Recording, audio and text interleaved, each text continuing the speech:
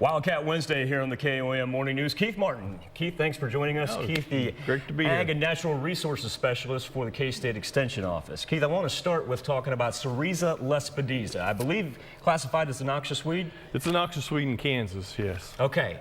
So we got it on our pastures, we got it on our land. How do we control it? Well, now's an ideal time to do that, and one of the main things you're going to do in any time you're trying to control a weed is trying to prevent seed production. Okay. Right now is when Cerezo lespedeza, since we have good moisture conditions, we've had some rainfall, it's starting to bloom. So if we can apply control now, we can prevent it from going to seed. There are two options, main options. One of those would be metsulfuron. Metsulfuron is relatively inexpensive. We're talking about $5 or less per acre. That's not bad. Or remedy or triclopyr, somewhere around $15 per acre. Now is an ideal time to be applying those chemical controls. One thing you want to be aware of on metsulfuron is it can stunt your fescue pasture, but doing it at this time of the year as opposed to doing it in the fall, you're probably going to have a little less stunning, but both of those are going to prevent the Cerezo lespedeza from going to seed. All right, just now, as far as controlling the Cerezo lespedeza, is it ideal because of the time of year?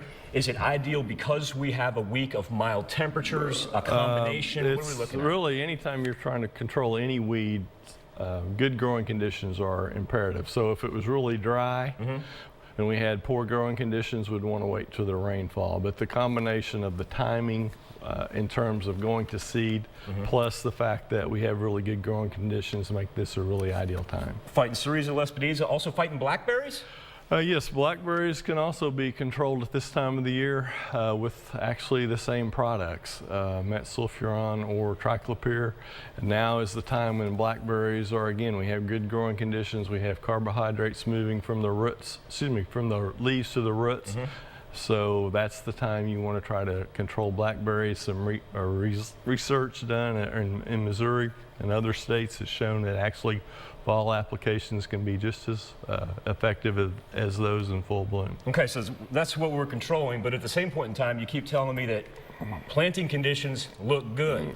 How about fescue and alfalfa? Yeah, we've been getting a lot of soil tests across our desk for fescue and alfalfa. The best thing about that is if we start now, we can be working the seed bed, and also we can be applying any lime if lime is needed to change the pH to where we want it, and then also we can apply the needed fertilizer. So now is a good time to start making ground prep for planting those crops. Let's dive a little bit into fertilization for fescue.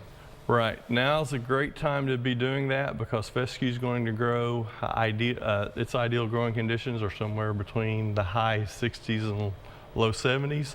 So we're entering that time period. So if we apply some nitrogen fertilizer, we're going to boost the forage production, and also we're going to boost the protein content of the grass. So you kind of get a double effect. And we know that a cow needs about 10% protein in her diet when she's lactating, so we'll be able to hopefully increase the growth of fescue in the fall and reduce the amount of hay we have to feed. Keith Martin, there's how you get a hold of him. He's at the Altamont office. He is the K-State Extension expert when it comes to agriculture, pasture management, and natural resources. Give him a call if you have any questions. I just put you on the spot there and opened you up for anything. You bet. All right, Thank you. Keith, thank you for coming in. We'll be right back after this.